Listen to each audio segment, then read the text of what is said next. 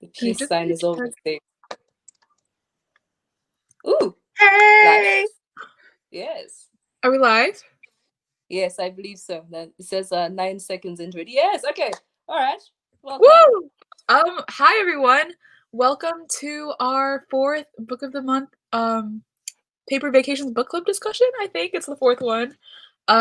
Today, what book are we discussing? Book of the month Paper Vacations book club discussion. I think it's the fourth one. Oh no. Okay, I had it in another tab, and it was. Thank God. The book we're have discussing today. Born a Crime by Trevor Noah, and Bex has it on her phone. But yeah, I'm just trying. There we go. I love that edition. It's beautiful. And a little synopsis for those of you who haven't read it. It's about Trevor Noah, who is a very popular South African stand-up comedian, and he now has his own, I think, like talk show. Is that what it's called? And he kind of goes through his childhood, living as a half black, half white kid in South Africa. And the title of the book is called Born a Crime because it was illegal for Black and white people to have any sexual relationships. So he was basically born a crime, and it discusses race, religion, language, and a lot of really good stuff, colonization, and a lot of really juicy stuff that we can dive into in this live. Does anyone have anything to add? Hi, I'm JoElla. It is my first time on this live. Yes, and I am here as the what can I say? The touchstone for information as I live in South Africa. From Africa, obviously. I live in Botswana, schooled and lived most of my life in South Africa. Born in Australia, so I am just multiverse little child here. Yeah. Amazing. I'm so excited to join us. Yeah, we're so excited. I'm happy to. All right, are we ready? All right, Bex, who are you? I'm Bex. I live in the UK, and we were just chatting earlier. My country has done some bad things. I'm very sorry. But yeah, I'm from the channel Cozy Bex. Do tell. Subscribe. And I am Susan, and you're on my channel. Bex, do you want to do the trigger warnings? Oh yeah. So a lot happens in this book. Some things might upset readers, but we'll be discussing them throughout the live show. So content includes violence, so race-related violence, domestic violence, reference to sexual assault, threat of death, and animal abuse. Yeah. And we can warn everyone when we're about to talk about the specific things, but yeah, definitely for the book, there's a lot of trigger warnings. Mm-hmm. All right. Is there anything specific anyone wants to dive into it first? JoElla? Specifics. This book is going to have a lot of race. I have nothing else to add, but to please keep an open mind while listening to us. If you've obviously read the book already, please do not come through with only the American perspective of race and the definition of who's Black and what is considered Black, because it's very different all around the world. And apartheid was very different to how America handled racism. So I just want that to be clarified, that there is lots of differences, and just to keep an open mind and not misunderstand when I say certain things like colored. I know in America that's kind of like a bad word, like, oh, you can't call them colored people. But here, colored is its own race, which is people who are mixed, but then those mixed people come together and populate. So that's just something to keep an open mind. Example, yes. Oh, and also South Africa, the majority is Black, just to add that in. The minority is white people. I just wanted to just add that in. So post-apartheid, very different to America after Martin Luther King. Just wanted to also add that in. All right. I'm good now. That's so helpful. Thank you. Oh no, Susan is sneezing. Bless you, babe. Bless you. Thank you. I think it's just allergies, so I think it's all good. Yeah, I think it was very interesting because many of the race discussions and discussions surrounding racism has been very American centric, especially obviously because I live in America, so it's definitely very, very, very American centric. But I'm pretty sure it's kind of like similar in other countries as well. Um, but I thought it was very interesting how he was like, yeah, I'd walk around in my neighborhood and people would point at me and say, look, a white man, when he was very clearly like mixed, and not the definition of white in America or in like Europe. So I thought that was very interesting how, and it also like further kind of shows that race is a social construct and not based on anything other than just what society says it is, and how ridiculous it all is. So yeah, I thought it was very interesting. Yeah, with the social. Oh yeah. No. Thanks for joining us, first of all. Yes, the book yeah, is very good. It's very, very good. Yeah. Oh, should we give our ratings? We forgot. Yeah. I gave it 4.5 stars. Yes, I thought it was starting really, with you really guys, good. because you know me. I thought it was amazing. I gave it 4.5 stars. I thought it was very funny, and I learned a lot about South African history and culture. I actually had a South African unit in my history class 2 years ago, and it was like a whole month, and I learned more about South African history from this one memoir than I did in that month. So I thought that was very impressive of him because he was able to kind of like weave together that history in his own personal anecdotes at the same time, and that I was just very impressed, and I thought it was very funny. I thought it was so sad, but then like the next page would make me laugh and fall out of my bed, and it would be great, and I'd be like, "How did you do that, Trevor Noah?" And I love his show, so yeah, 4.5 stars. The only reason I didn't give it 5 stars is because I'm very selective with my 5-star reads.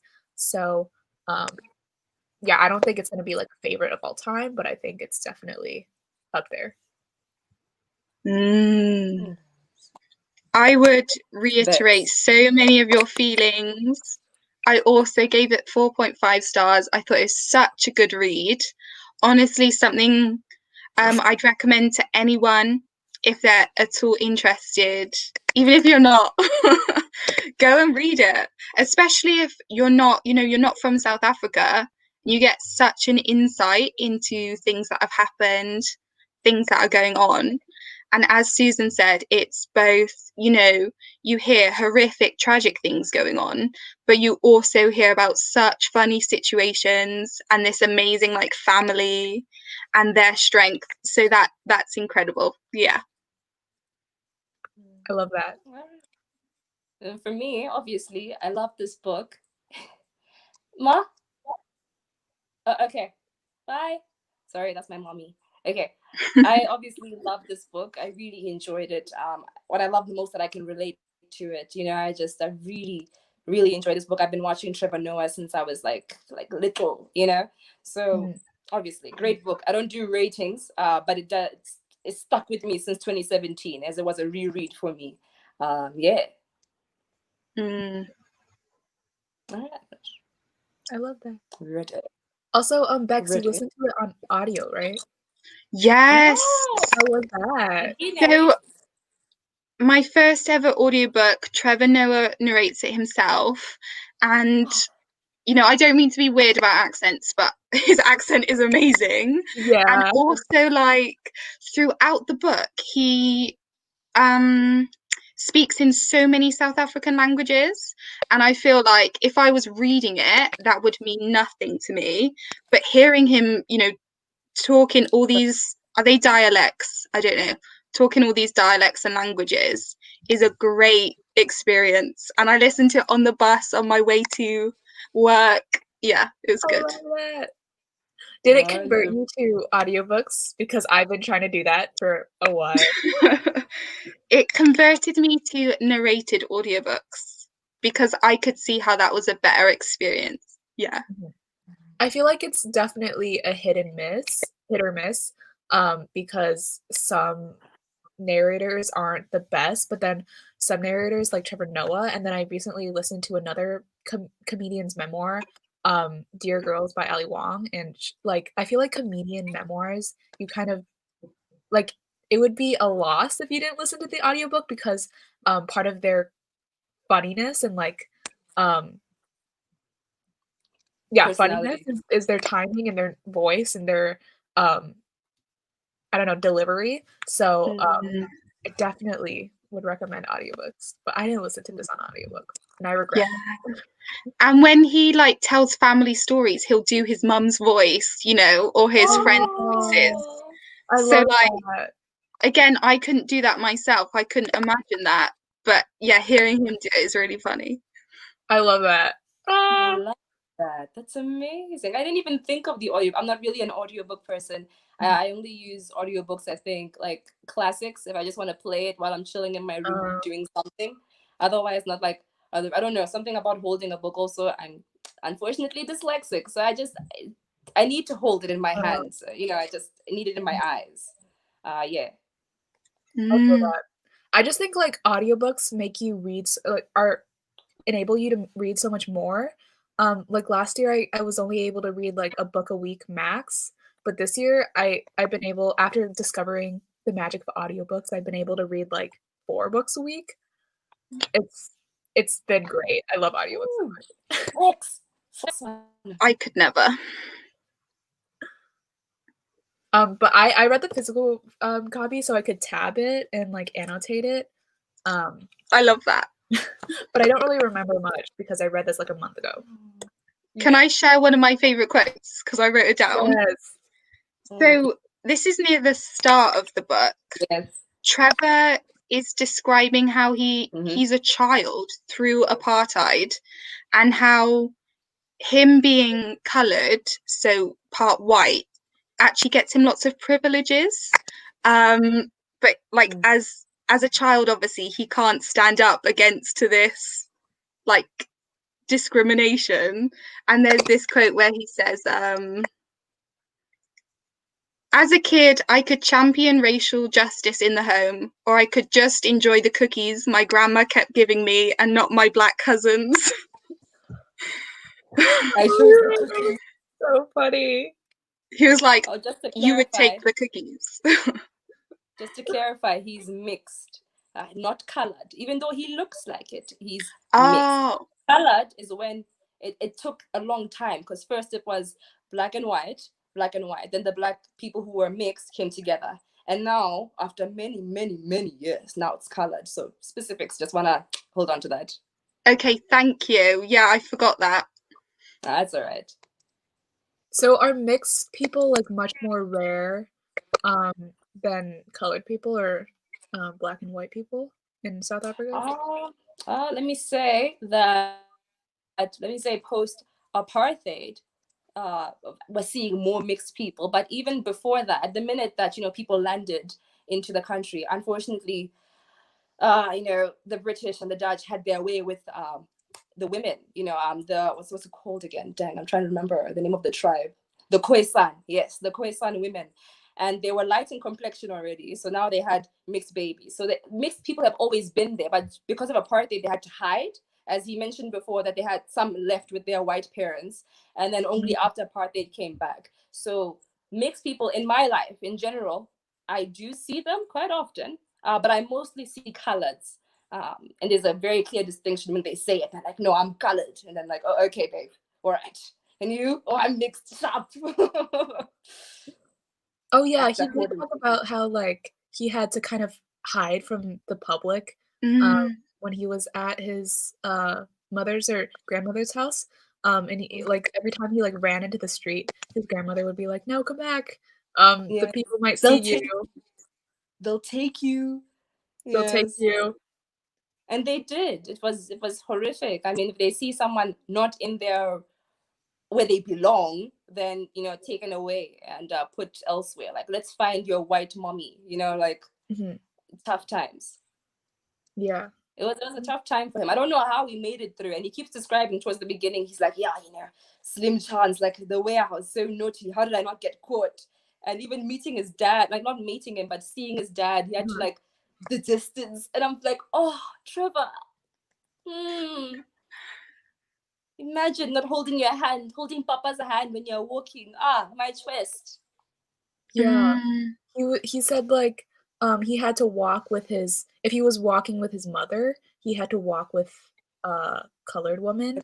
They hired like a colored woman to pretend to be his mother, and then his actual mother would walk like, I don't know, 10 feet away, behind them. And when he was with his dad, they had to do the same thing, I think. So that was They quite had sad. to walk on the other side or just from a Yeah. distance.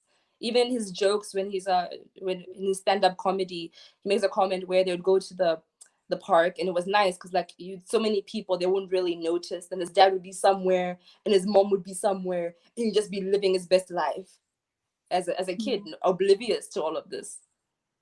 Yeah. It was quite sad. I think what broke my heart the most is when he said that his mom would be carrying him, like, because he's a baby, obviously. But as soon as like policemen came, it's like, oh, I don't know this kid. Like, that's traumatic. I think one time she said like she literally just threw him off her or something. Just like, whoop. Yeah. Yeah, that broke my heart. Yeah, that sucked. Yeah. What I And find yes, Bex. Just all the way through, you see what the mum goes through for the sake, of her children. And that really stood out to me as well. And like you say, like, it sounds awful for a mum to throw her baby, but there's so much context and she's doing it for their safety. Yeah, it's really sad. It's sad. And then he just makes it funny as you read it, like, Mom. He's like, no, I don't like you. I was so impressed. He took something that was so heavy and obviously probably painful for him as well, and he made it so funny, and I was so impressed. Yeah. And I just love Trevor Noah so much. I love it. What I love the most, actually, is how he explains how women are viewed in Africa, at least in South Africa. But for me, it applies in Botswana as well, that he was raised by women. He talks about his grandmother, his aunt, his mom, and all these women. And there was a line in the book. I'll try and find it as we speak, where he says that women were really like holding everyone together. But as soon as a woman is hit by a man, then it's like people don't say anything, because unfortunately there are a lot of tribes that are very that patriarchal kind of system where they're like, oh yeah, like woman like be subdued, like chill here. But then when things got rough, women were depended on. It's a very complicated ish. But I love that he showed how important women are to him and part of his life, and just growing up and the strength of his mother. Damn, love his mom. Yeah, I love her. Yeah, I think that was definitely very heartbreaking as well. And his mother went to the police station, and they were like, "Oh, we believe that your husband has been physically abusing you, but we don't really care because all men do that." And that was so heartbreaking, and pretty shocking. But honestly, like, I'm not surprised. I feel like that happens like in the US as well. Yeah, it's terrible. And then like the fact when Trevor's young him asking like, Mom, why don't you just leave? And then she just says so calmly, he'll kill us, and that happens so often. It's what's it called, passion killing. It's so sad. It can happen when you're in a marriage, and it can happen when you're dating someone. Like just last week in Botswana, this girl dating this young man, they were gonna, what was it, they were engaged, and I assumed that she said, babes, I don't think I want to go through this. I don't think I'm ready.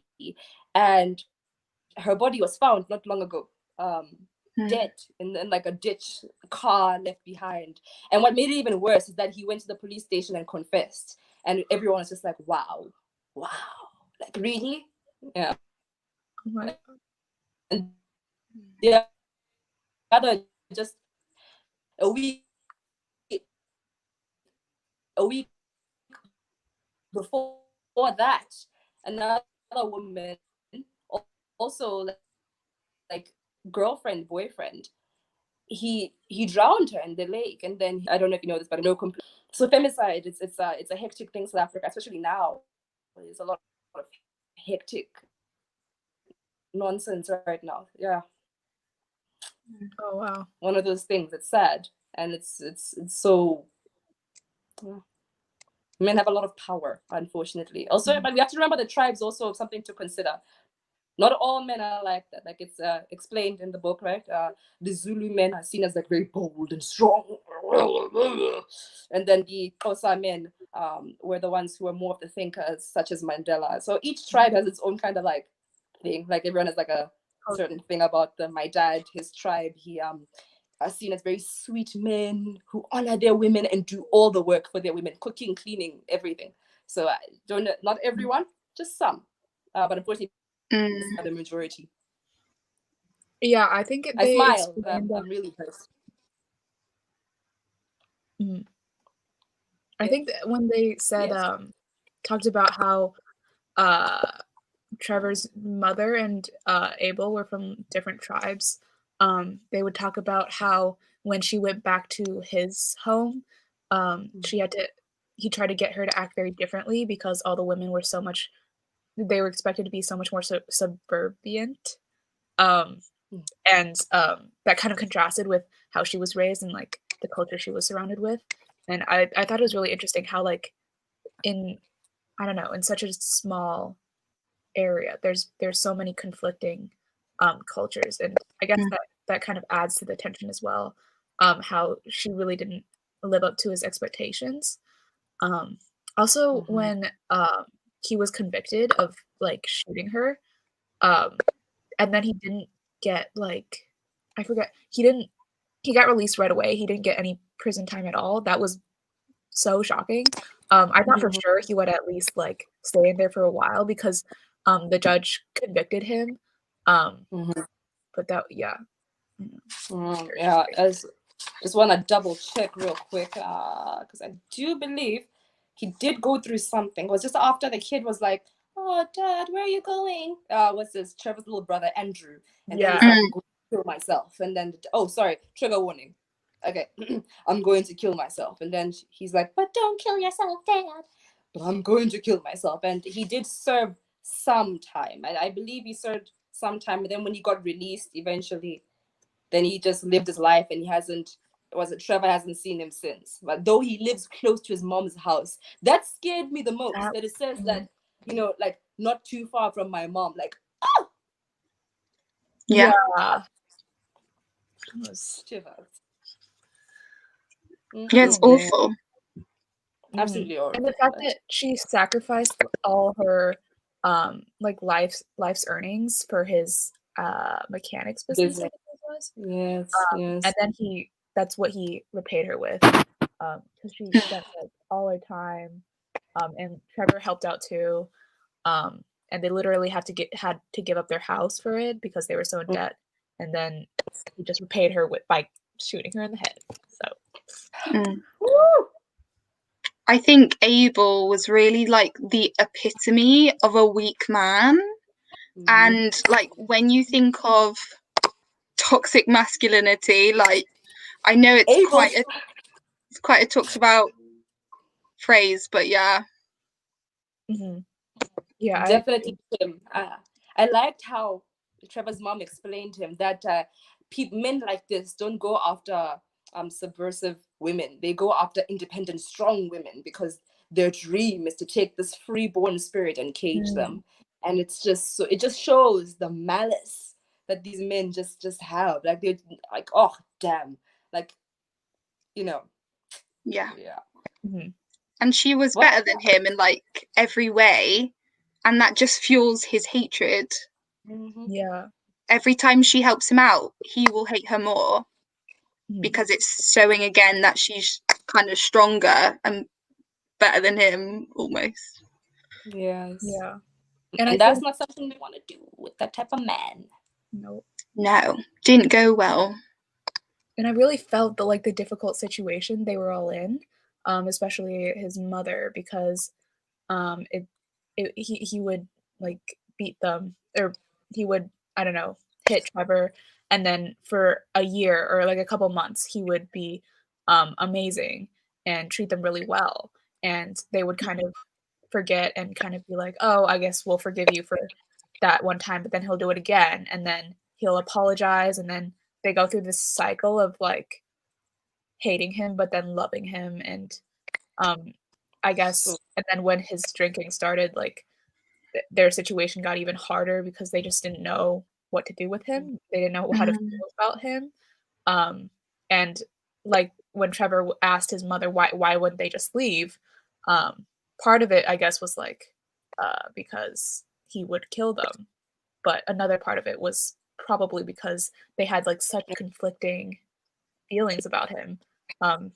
Even though Trevor got beaten up by him the most, I think. He still It was was the like, mom more so. yeah. I don't remember because I read this like a month ago, but I just remember like it's okay. them going back and forth and not knowing what to feel. What killed me was the first time he hit her, and then she like fell, and then Trevor was like, and then she stood up and said, "Did you just hit me?" And then they fight again, and then he slapped her the second time, and then like that second time was like, nope, like for Trevor to see that, and the fact that he said it was his first time seeing it, it was just like, wow, like it was shocking for us, it was shocking for him. It was intense. Yeah, it was really intense. And Trevor, he's saying he just wanted his mum to, shut up, because he can tell that his mum kept provoking him, rightly so. She's just calling him out, but it's just fueling his anger. So I just thought to be in that position and to feel helpless and seeing your mum go through that is really traumatic. Yeah. Oh, and it wasn't I can't do this anymore. Can we move on to something a bit more positive? Yeah. Sorry, love. Yeah, let's move on. Well, I have Do a you agree question. with me? Okay, cool. What were people's favorite story in the book? Oh, let me refresh my brain. I don't remember. Oh, I really liked the story of when he was I don't know, selling the records illegally, and he held those like giant block parties where he would just DJ, and there would be dancers, and there was this one dancer named Hitler, and I thought that was hilarious, and how he explained kind of the naming conventions of the culture there, and why Hitler's parents named him Hitler, and then they would chant like "Go Hitler, go!" And they went to a Jewish school, and people were just saying "Go Hitler," and then Trevor was like, "Why aren't they cheering for us? Like we're doing so well. Hitler's dancing so well." That just cracked me up. And I could actually hear this Karen speaking. She's like, "How dare you? You people are so disgusting." Then he's like, "You people," and he's just misunderstanding. Killed me. Yeah. It's so funny from like a Western perspective, because obviously my history in school was so based off World War II and the Holocaust, and you just think, how did he cheer "Go Hitler" in front of Jews? Like there's no way. But like their history and what they learned was different, and it's just, I thought you can't make that up. You can't come up with that. Yeah. That was priceless. I saw the title and it was like "Go Hitler, Go" or something, and I was just like, "Oh, this is gonna be a good one." How about you guys? What were your favorites? Oh, sorry. Go ahead. Oh, my favorite. It has to be Born a Crime. It's the story of his mom and dad. That is my favorite because I think the mom I think she's just so, I don't want to say strong, because unfortunately when I say the word strong, it goes back to the American idea of strong Black woman, and that's not the case with her, because she's not just that. She's more than some stereotype, just to put on paper. I loved how she had so much initiative and just control for what happened in her life. She just said, you know what, mixed babies are a crime. I want to be with that white man down the block. We get along. Like Robert and I, let's just have a baby. What's stopping us? Social issues, racism? No, let's do it. Love Yeah, it. I love how she's strong. Like, what? Yes, babe. I love how she just Live doesn't your best life. And I love Robert. Robert is a good man. Yeah, I like him too. Yes. I like how Trevor kind of explained how like he never understood racism and why there was apartheid and like all that stuff. He thought it was bullshit, and I like that. Yeah, Swiss German man.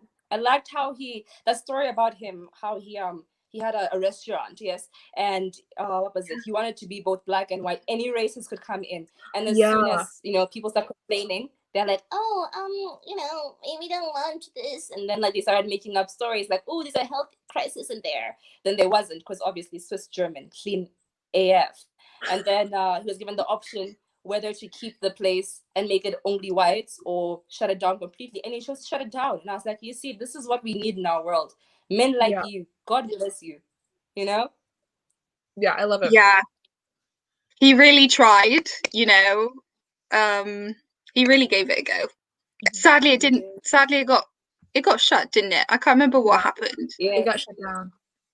And I felt so bad because he was making some good coin off of it too, because he was talking about how it was so popular because he did like let both Black and white people come in, and it was popular among Black people because they wanted to see what it was like to eat with white people. White people, like, how do they eat? Ooh, how do they white eat? people are like, oh, yeah. How they eat?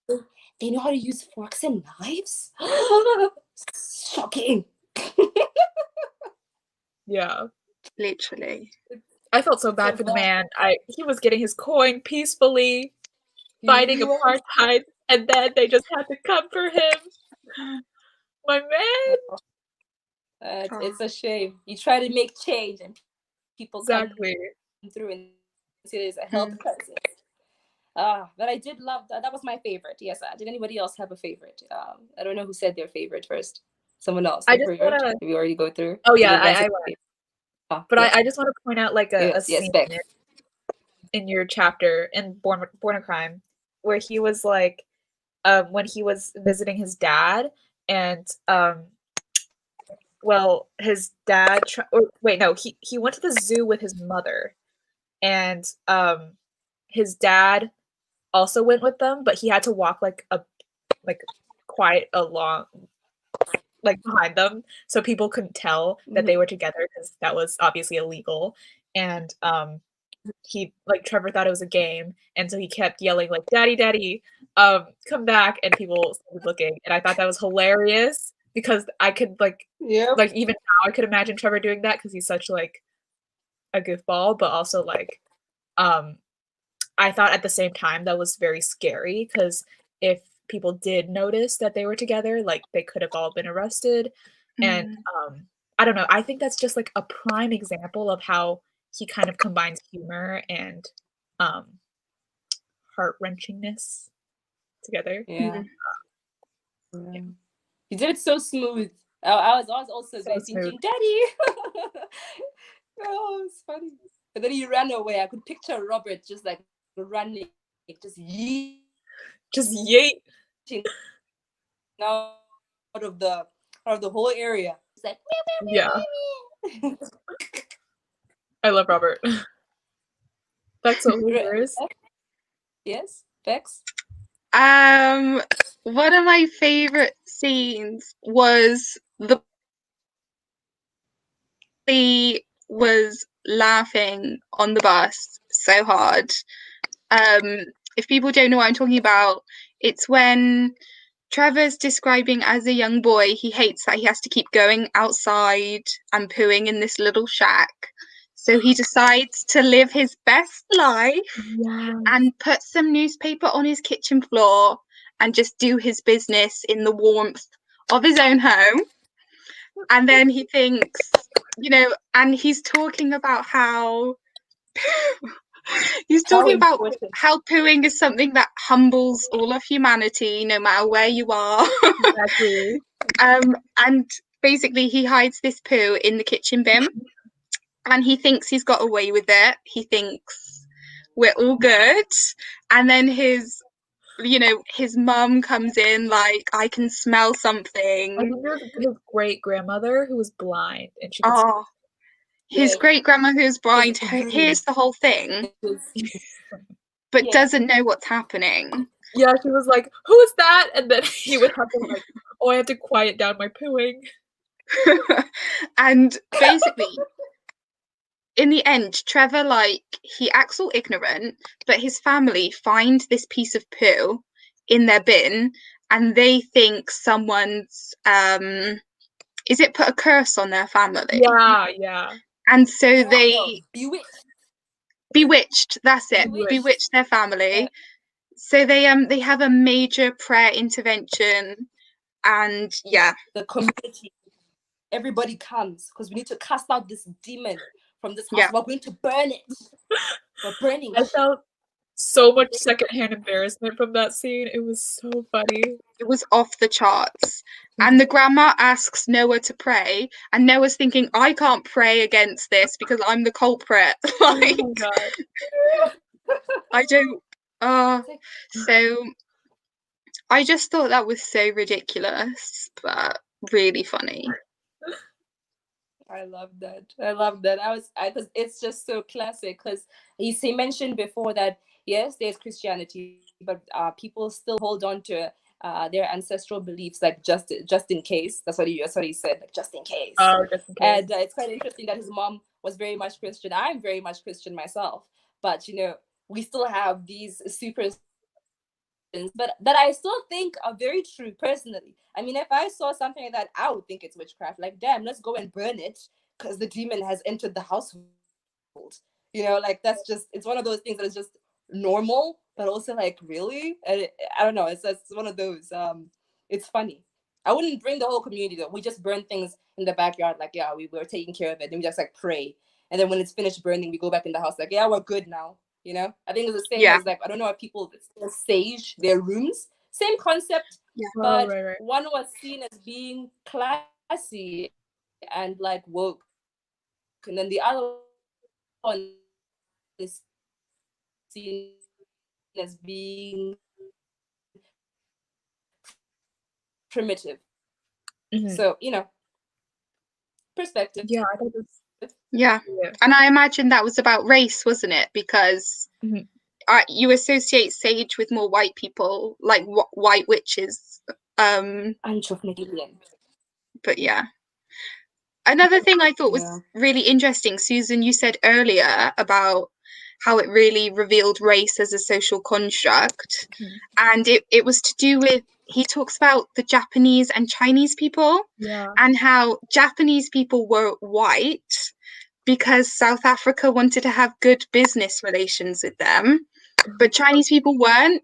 So if the police came up to someone who's Chinese, like, oh, we're going to arrest you, apparently like the Chinese people could lie and be like, no, we're Japanese. That was so funny. We're white. I just thought, how ridiculous. Yeah. Then the cop will just say, oh, I'm so sorry for being racist, like, sorry, didn't know. Like, what? Yeah It's just absurd. It's so absurd. And that kind of reminds me of when, like, in the 1900s, there were a lot of Irish immigrants in the US, and they were considered like not white as well. And how like everything is just so like, I don't know, categorizing people is so normal nowadays, but like it's just all a social construct and it doesn't make any sense. It's not normal. It really doesn't make sense. Yeah. especially xenophobia. Like, when it comes to racism, like a different race, like in many ways we are very different. We have different cultures. You know what I'm saying? But when it comes to xenophobia, or Afrophobia, I get so confused. Like, we look the same. How are you going to discriminate? Like, really, but we're getting to that line as human beings. We look the same. Yeah. And Trevor talked about how important language was in racism, and how people, even if they looked the same, if they had a different language, then suddenly there was a huge division there as well. Yeah, he talked about how his mother kind of didn't force him, but encouraged him to learn as many languages or dialects spoken in South Africa as he could, because I think he explained, like, in one anecdote, he was talking about how he was getting bullied and a group of kids were about to attack him, and they were speaking one dialect, and then he started speaking in their dialect, and they were all of a sudden they were Right. like, "Oh, you're cool. We're not going to attack you anymore." And I thought that was very interesting because I've never thought about how, like, Yeah. language really connects people and makes people think that, like, I don't know, you're a friend. But like that was I guess it's very evident in, like, a place like South Africa where there's so many different languages and dialects.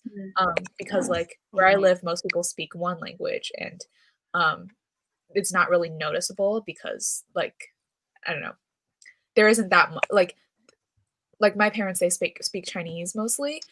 So when they find someone who is also Chinese to speak Chinese with, they're instantly like, "Oh, I want to be friends with you." But I've never really thought about it like that. Like, that's Trevor taught me so much. Yeah. And also it comes, I think also with America, it's also accents. I think they do matter. Yes. Like, if someone Yeah, comes from Uganda and is a scientist, and then they go that side, now they're speaking, like English, but with their own accent from their own languages, and then now she's seen as being like stupid all of a sudden. But yeah, said it's not enough to speak the language. You gotta have the accent that comes with exactly. it in a way. You can't Yeah, speak Xhosa the same way you speak Zulu, and you can't speak Pedi the same way you speak Tswana. It all kind of just, you need to, if you're gonna mhm. say it well, babe. Yeah, I Say think it well. I think the discrimination against, like, accents in the US is so dumb because, like, people are like, "Oh, I love me a good British or Australian accent."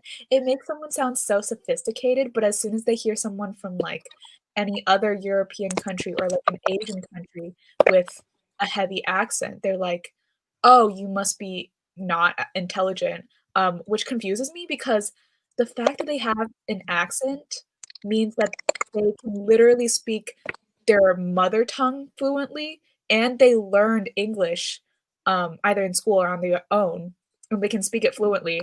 So it's always hilarious to me that the people who only know how to speak English make fun of people who are bilingual, because clearly, if they're bilingual, they have more knowledge Really, than you, language-wise, and they're definitely not unintelligent. They're probably more intelligent than you. You exactly. It doesn't True. make sense The to me. language is a tool, and something that Mhm. my mom and I pointed out, that the British and the Dutch did wrong. Something very interesting is, at some point in South Africa, schools, they were forced to only teach in Afrikaans, and as Black people were like, no, like, damn, you're in Africa, that you've taken away so much. The least you can leave us is language. Mhm. But I thought about it and I was like, you know what? That was a good idea. Hold on, it was a good idea because now being able to speak the language of your oppressor gives you so much power. You know, Mm. like, sometimes I think about, I'm like, bad, but thank goodness we know what they're saying now.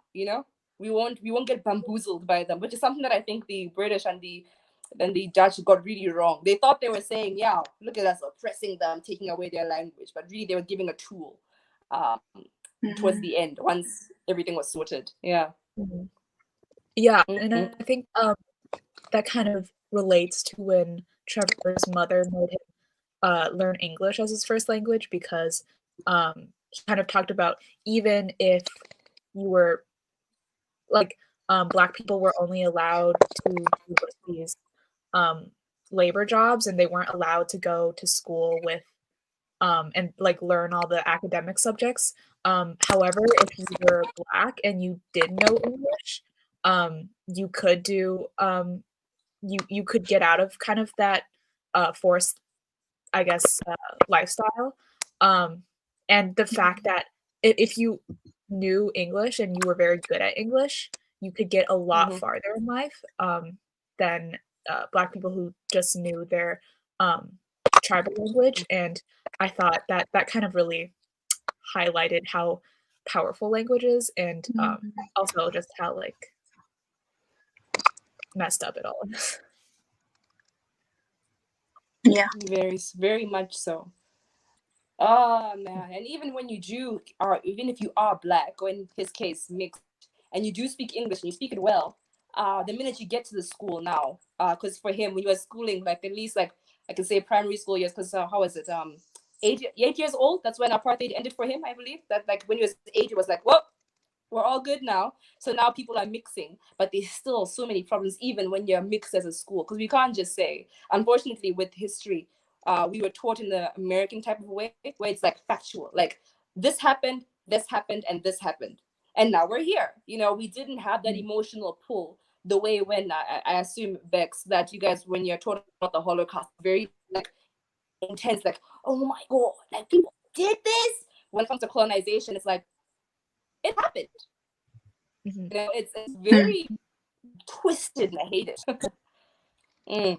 So when people get to school, there are still so many issues, because you can speak English, but I mean, are you gonna be chilling with the white people? Now the Black people will be angry at you for like hanging out with white people. If you stay here now, there's still segregation, colored kids, and then Indian kids, and we just have so many problems. But it wasn't. Still so many problems, especially in school. I like how you described his experience having to choose. Yeah. Oh no, I think you're cutting out again. I couldn't really hear what you said at the end there. No, I'm waiting for him. I was saying that he explained that he had to like choose his side, and then he ended up choosing the Black people, and like saying no to being the A class for math, and rather being in the B class, because unfortunately they were seen as a racial thing. So annoying that happens. It does. It just happens. At least now it's better. In my case, I have an amount of privilege, so I'm not gonna neglect that. But in my case, it's fair. But I think also it depends what socioeconomic group you're in, because I think the less money you have, obviously the less power you have, and then being Black on top of that is some problems that come with that. Yeah. Yeah, the segregated school was especially like good about him not wanting to be in the advanced class because the only Black person there, and I thought that was very like heartbreaking, and because the sickly nature of the poverty they had to go through because of their race, and that also did he wasn't thinking or and how he was talking about how the stereotypes of like the colored people, how they're seen as super violent gang members, groups of people. They all had these stereotypes that everyone believed. So during his time in jail, to be like this person, everyone would believe him, and that kind of kept every away. That's how he like stayed safe and like acting the part and until compromise and I don't know, the power held and how that kept him safe, that divided everyone, was very interesting. And also when he like befriended the really large man who turned out to be like a super softie. I thought that was very interesting. Yes. Very sweet. And I like that it's not like you just stop choosing. In his case, being mixed, he doesn't stop choosing. Like as a teen, he had to choose, where am I going to be? Am I with the black people? Am I with the colored people? Or am I with the white people? And then still later in life, when he gets arrested, he still is in the situation where he has to pick where to go, depending on, you know, what's gonna happen and what situation you're in. And it's terrible, because you saw that in school, where it's a safer environment, somewhat, he could pick the black kids, because in that point he felt more comfortable with them. But now when he was in prison, he sat with the white people, because I think even for him, in his mind, he was thinking, yeah, the coloreds are gangsters, they're gonna hurt me if I go to the black people. And then the black people might get hurt by the colors, because now the colors will think, bring back, yes, you're colored, come here, you're not black. So then he said, you know what, I'm just gonna be with the white people, because they probably won't hurt me. And it's like, just doesn't stop. You know, the game doesn't stop when you're young, it continues. Yeah. Damn. Yeah, there's so many themes in this. You're like, wow. It's a really impressive memoir, I think, and it unpacks a lot of things. A lot of things. And but pardon? He does it so seamlessly. Yeah.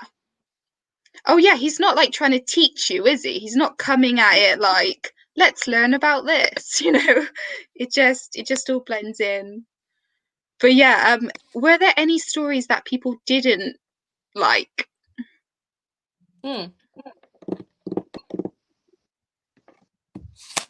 Whoa, let me think.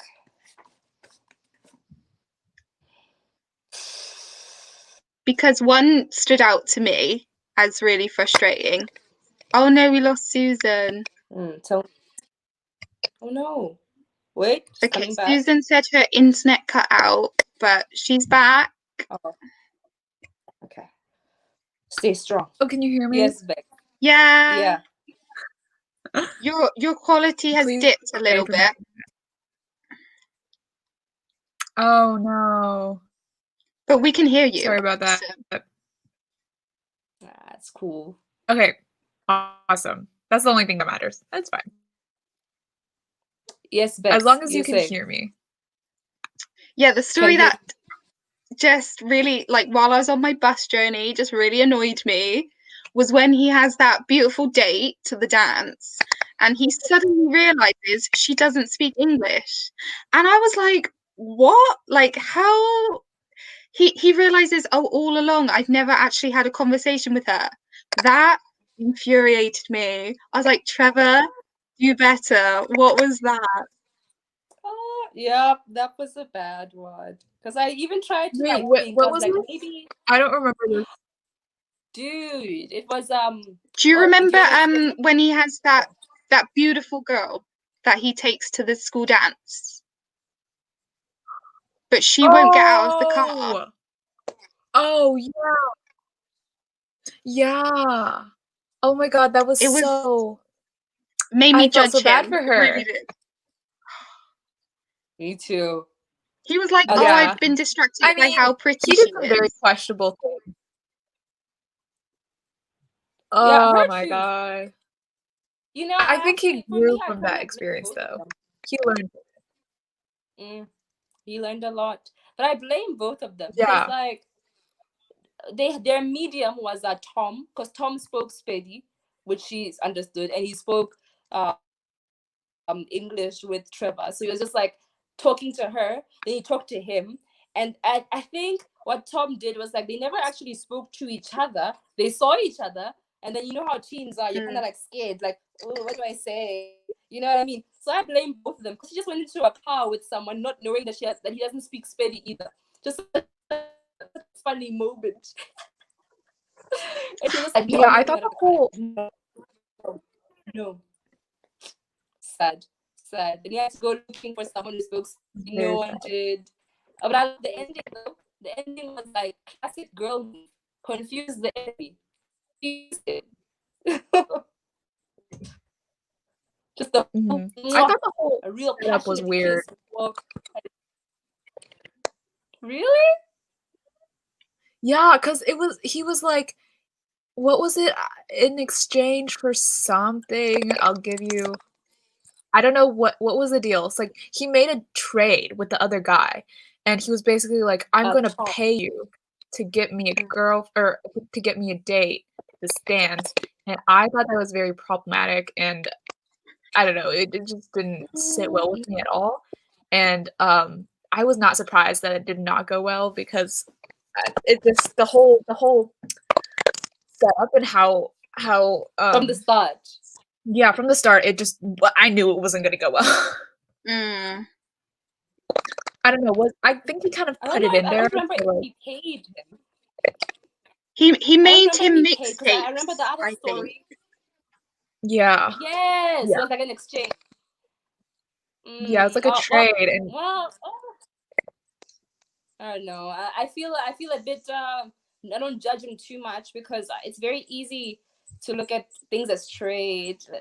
I don't know. Because can I give you guys a scenario, an example of something that happens in South Africa and Botswana quite often? Can I explain real quick? It's called Lobola. So what it is called the bride price. For you guys, I think there's a dowry, right? Like the man receives a dowry, right? Yeah. But then for us, back in the day, being nomads, living our best lives, if a man wanted to marry a woman, to show that he would take care of her and to show respect to the parents, he would give them cows, right? Like cows, goats, a certain amount. Then it's like, yes, you may have her. And it's very easy for people to say, oh, he bought her. Because over years, we've moved on. We don't need to be exchanging cows anymore. Now we have money, we have houses. So now Lobola is money instead, right? To show like, oh, look, I can provide. Like, this is my respect to you as the parents for raising this beautiful girl. And people start to have been questioning it, saying, oh, that's exchange. He paid for her. Oh, that's so problematic. Feminism. But the thing is, this is something is not just like paying, because the context is very related to like our culture, But we're giving a nod to back in the day. Also, it secured getting a man who wasn't going to abuse the girl, because like at least my culture, by seeing him, he gives it to the uncles, and the uncles like interrogate him. They're like, so take care of this. If I hear anything, I'm gonna beat you up. Like, so I don't know. I feel weird about the exchange, but I also kind of get it. At least for me, like I don't feel too bad about for other people, but for me, I'm kind of like, I mean, I get it. But I mean, a mixtape isn't that bad in my eyes. Yeah. I just felt kind of weird because it was literally just for a day, like a singular dance, and just one day, and it was just like, do you really think she's only? I don't know. I just felt bad for her because, Yeah. I guess that can't feel good to like be reduced to the price of like one mixtape, to go with a stranger who literally hasn't talked to you for like a month, and you're supposed to like. I don't know. It's just friends with my cousin. I think it's because it's Tom's cousin, and Tom and her were cousins, and she was kind of like, well, if my cousin thinks it's okay, but I get it. And then I liked how Trevor, when he realized this, he was like, I never had a girlfriend. We weren't anything. I barely know her. I was like, oh wow. It was funny. Yeah, Boys are me, stupid. exactly. I was like, wow. Because even as the reader, you're like, oh, we haven't spoken to this girl, have we? And we're like, oh my gosh. Well, I was actually kind of like, I didn't realize he hadn't spoken to her either. So I liked how he like kind of subtly made also the reader think that they had like a more of like a deep relationship, because when I read that chapter, and at the end he was like, oh, I just realized that I've never talked to this girl, and then I went back to the beginning and reread it, and I was like, holy crap, I never realized that there isn't one like line of dialogue between them, and I kind of got tricked too, so I don't blame him 100%, but I just felt bad for the girl. Yeah. Yeah, yeah. Were there any other moments Shane, that and she people looks so didn't good. At least in my enjoy? mind. Ooh, girl, you look so good for nothing. Mm. Sorry, what'd you say? Sorry, that's what. Oh Oh, no. me, sorry. I said I shared a moment that I didn't enjoy reading. I wondered if you guys had one. Oh, I think just like the saddest. Oh, like I think this is the one of the first chapters or the first scene. When Trevor's mother threw him off the bus because the drivers were about to like sexually assault her, and I thought that was just so heartbreaking. And I gasped, and yeah, that wasn't anyone's fault. It was just very painful to read. Yeah. But he told that, he put a funny twist on that as well, which you just think, no way, because he describes how he fell asleep and before he knows it, he's being yeeted out of the vehicle. Yeah. And so you're kind of like laughing, and then you're thinking, oh my gosh, no, sorry, they nearly got kidnapped. Like, Oh, the way he plays with your emotions is just ridiculous. yeah. He's crazy, and I love it. But also, it kind of What I enjoyed was at least with that part.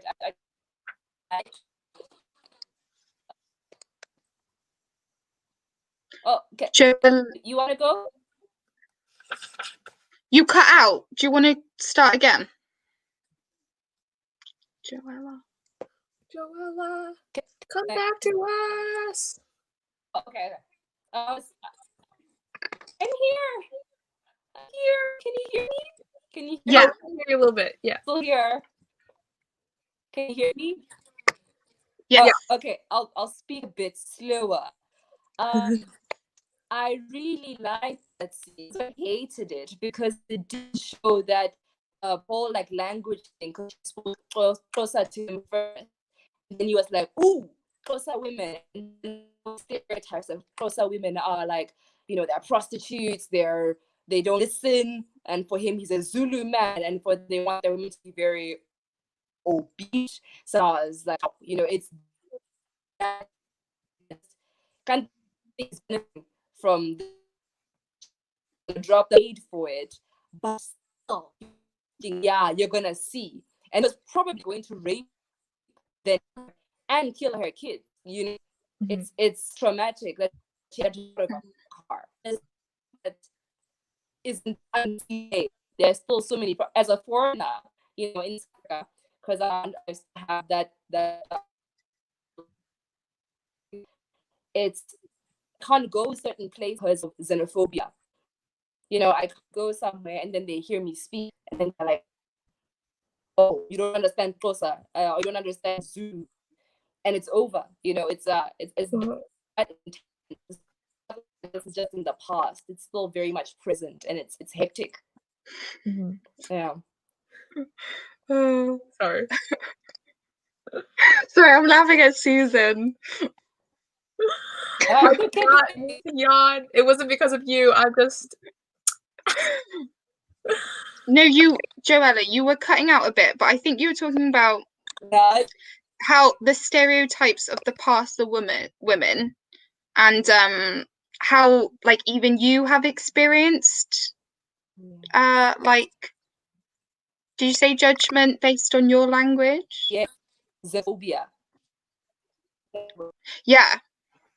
Language, but for me it goes a bit deeper because of also being a foreigner, and unfortunately xenophobia is something that goes beyond tribal things, or if you don't speak my language, where you're from, even though you look the same.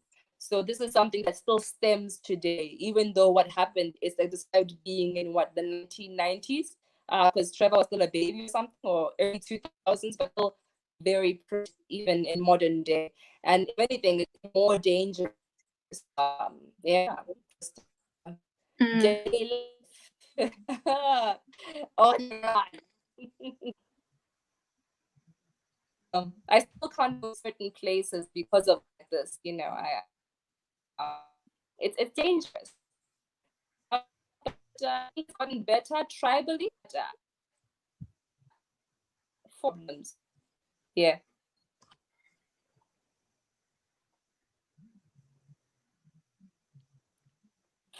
I'm done. Okay. Sorry, yeah, you were cutting out a little bit. But was that in reference to the Oh, it bus? sucks. And I was giving you grades. The bus? Okay, what did you last hear, babe?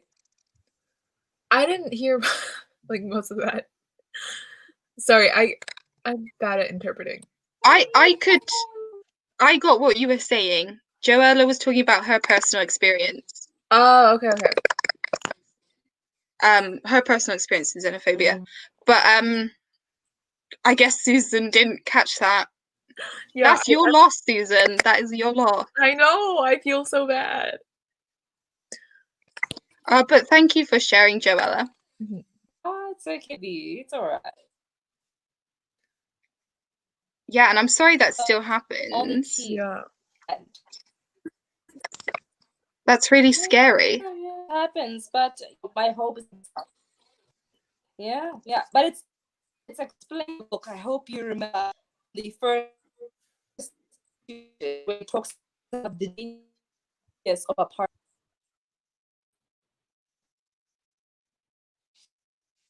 Bless your pecs. You can hear me? Oh yeah, I can hear you now. JoElla, you are going in and out. Yeah. Oh, damn. Oh, Okay, not anymore. Right now. It's okay. Every live show we do, someone's internet is just like, no, thank you. It's usually Susan, but she's clearly passed the baton on today to somebody else. It's all right. We'll wait for JoElla to come back. Hear me a little? Oh, I think you're. Oh boy, am I gone? Oh damn. I heard that. I heard that too. Please open the door for me. Thank you. I'm on the thing. I just want to. Oh, hello. Bye.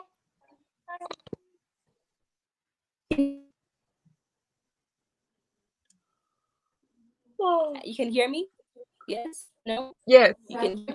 I can hear you. Can Yay! you hear me? Oh, okay. Yeah. I was explaining that it explains in the beginning how the genius of apartheid was that not just separating black from white and black being not just black people but as well as coloreds and Indians, but also separating them amongst themselves, like tribes. Yeah. Like, this tribe, encouraging the yeah, especially because, like you said, black people are the majority. Different tribes. The white people wouldn't have stood a chance. We've lost you again. Sorry. Oh no. But yeah, I thought that that kind of snippet of South African history was so interesting because he's so right. Like I think this happened in the US as well and it's still happening. Like in South Africa, how he was explaining how mixed people and colored people kind of felt a lot more superior to black people because they had lighter skin and they were I guess closer to white people, and how the government kind of encouraged that I guess internalized oppression because they were like, oh no, JoElla! Hopefully she'll rejoin soon. Hopefully. But how they kind of said if your skin gets this light, or if you have this many white ancestors, you will be considered white. So the colored people kind of encouraged the apartheid and the racism against the black people, and they kind of like helped the white people unknowingly, and kind of were like, oh, we're better than you Black people, but still we're striving to be white. Oh, I think I see JoElla. Hello, welcome back. Hi. Can you Welcome see me now? back. Oh man. Yeah. Damn. I hope you can hear me now. Yeah, we can hear you a lot Yeah. better. Oh, thank God. Oh, can I go again? Yes, go ahead. Thanks. I wanted to say that the first page of the book, where it talks about the genius of apartheid, it basically sums up really the genius of it. It wasn't Black against white, and Black being colored Indians, and just anyone that was non-white. I hate that term, non-white. But also amongst themselves, the Zulu, the Xhosa, the Tswana, the Sotho, the Venda, the Ndebele, the Tsonga, the Pedi, and more. Like, they just kept keeping people apart from themselves. And then it ends by saying, where is it? Where's that last line? Then apartheid fell, Mandela walked free, and Black South Africa went to war within itself. And that's very true. It did continue like that. And it's shown, as Trevor explains, as you grows up, and how language is a tool and all that. Right. And like how he talked about how he was kind of just by existing, he was fighting the racism in South Africa because one, it was he was a result of a mixed race relationship, and also because his mother and his community and his family encouraged him to learn all these languages, and he was kind of able to unite people. And I think at one point he was saying he was able to translate between translate for two people who were speaking different languages, and he spoke both, and how he was able to kind of unite them. And I thought that was very interesting, and how just by existing, like, he was able to fight some of that. But of course, that there were the anecdotes where he was like, "Oh, it was great to be to get the when my cookies." cousins were blamed for like what I did because they were Black." But yeah, I thought that was interesting. Yeah. I love that. I love it because it's just like living proof that this is so stupid. Yeah. Like, look, you created human life, and this human life deserves love, affection, and attention. Surely this can't be bad. I love it. Yeah. Mm-hmm. I thought the tests, it was like, are you white passing? Those tests were really interesting, because it was sort of like, oh, keep breeding, like you'll get white skin eventually, keep going. And what really stood out to me was like the pencil in the hair test, because I'm white and like pencils get stuck in my hair. It's just so, it's so stupid, ridiculous. That was legit what they did. There are plenty of non-white people with straight hair, like Asian people, and it just doesn't. It's like, I guess, like, it kind of just shows even more how arbitrary all like this racial separation is, because like, I guess humans kind of focused in on skin color as a separation point. But I mean, just imagine if like we treated people differently based on their eye. Well, I guess we do, but like if there were like entire institutions built to treat people differently based on their eye color, or like their hair texture, or their hair color, like if like we enslaved people because they had like brown eyes, and then like anyone with like green or blue eyes were like, I don't know, treated differently. It's like all these social constructs are so not based on anything logical. And I think he did a really good job of explaining it, because also like the definition of race there is much different than like especially in the US and in other countries, I'm guessing. And I don't know, that was very enlightening. No, I love it. I love it. I liked how it explains like the colors, how they had to, like the pencil test, as you said before. Like, it's like, oh, look, you're almost white. And damn, I see it still today. Like, colored people really see themselves as like, oh, if it wasn't for the black in me, I could have been white. Mm. Like people actually trick them to thinking, oh, your black side is holding you back, further separating black people from colored people, because now they think they're above black people. And then they kept trying to be more white. And 112, Mandela comes, boom, black is beautiful, black is amazing, black is gorgeous.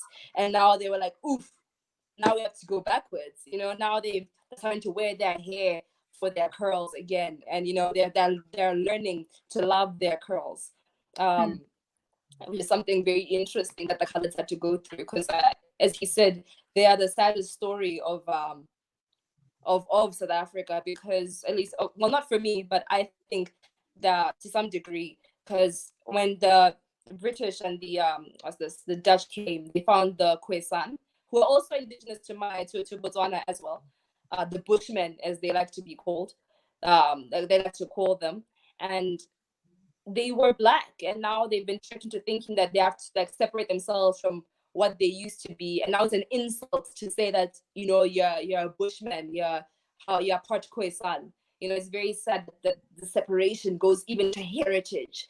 They're like the Native Americans of South Africa, but instead of honoring that culture, they just diminish it and see it as an insult. And it's still seen as that. If someone calls you a Bushman here, it's like, how dare you? Sad. Right.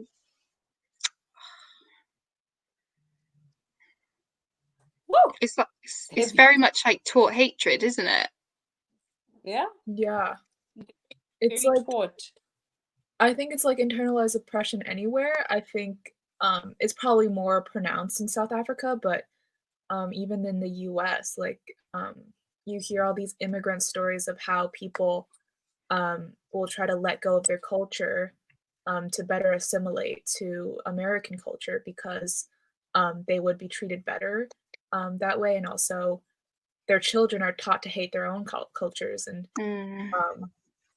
I don't know. Yeah, I guess it's more pronounced in South Africa, how it's like very much intentional for the government to try to get colored people to hate their Black heritage and hate Black people more, and to leverage kind of that division as well. Yeah. No, definitely, because they are still. I have a friend of mine, and we're discussing braids. Like braids, and she was explaining how growing up as a colored, she said that they were always told that that's for Black girls. Like, you don't do that. To this day. And she was just like talking to me, and she was like, she didn't even consider having braids until she spoke to me about this, and I explained that, babe, that's racism. And then she was like, oh my gosh. No, I want box braids. Now she has them and she looks fantastic. There's still these seeds of it. But after Mandela came through, I think the government, it came to a place where it really is Black is beautiful. I think that's where America went unfortunate, is that at the end of the day in South Africa, the majority is Black. So when apartheid got abolished, we're not going to force the whole Black is beautiful on you, because at the end of the day, that's what you're surrounded by. So it is beautiful, it is gorgeous, and we dictated what we do with ourselves. So, for example, you can see I'm wearing a wig right now, right? Like right now. In American context, it would be like, oh, you hate yourself, like you want to be like something that you're not. You know what I mean? South Africa, it's more so, oh, you wanted to possibly get a job because you have to straighten your like afro, right? But then in Botswana, where we didn't have things like such intense racism, a wig to me is nothing. It's just a hairstyle, But then the context just differs as you go. I'm just thinking about it, Damn. Hair itself is a crime, and it's so sad, such a statement when you have braids. In America, in Afro, it's like, look at you embracing yourself.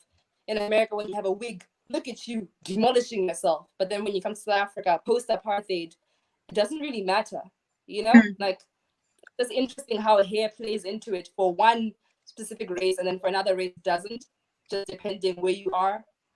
Interesting. Yeah, I think so in the UK, I can't speak too well on this, but I think it's fair to say that racism is more hidden, kind of under the surface. It's not you don't really see it. happen too often. But hairstyles is one of the things where, like,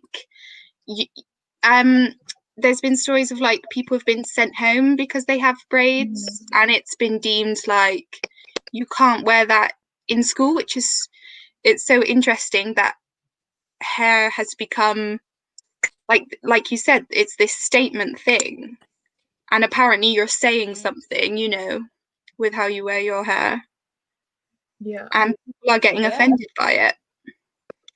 Yeah, and I think that's it is a problem.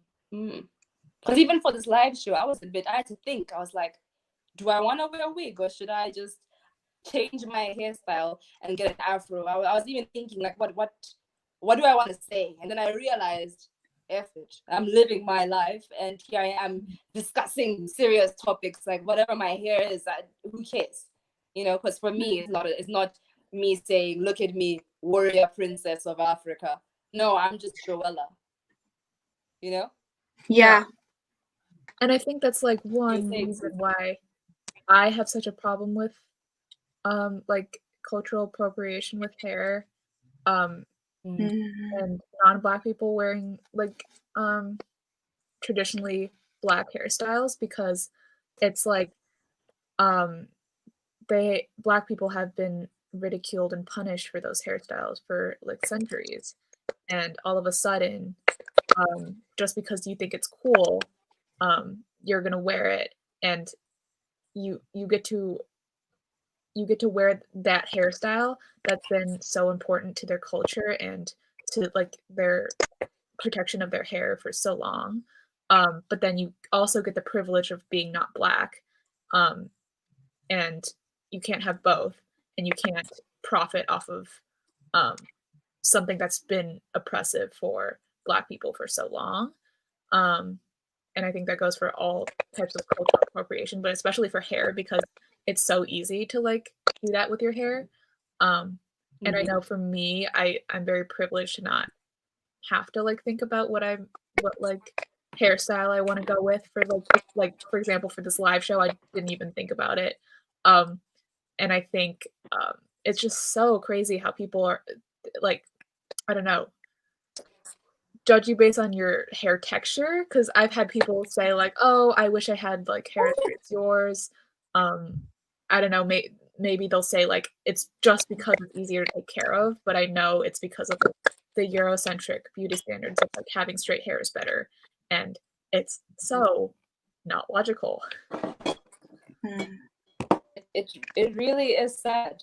Yeah. But also, you know, when I hear that also, because for me, once again, my formative years from around, what am I gonna say, 5 years old till 12, I was in Botswana, and here, because we didn't really have this whole racism thing, I did not see straight hair as me wanting to be white. I just saw my aunt having a wig. I was like, "Ooh, you go, girl!" And then I'd see my cousin having braids. Like, didn't comment about hair in Botswana. So only when I went to South Africa, I realized that, oh, I'm making a statement with my hair. Yeah. And then I would be told by other people. Like, I've had a friend come to me and like, why don't you wear your afro? And I was like, I don't know. I don't like what I mean, I don't wear it often. I don't think it's as big as I want it to be. Why do you ask? And then she was like, you know, you have to love yourself.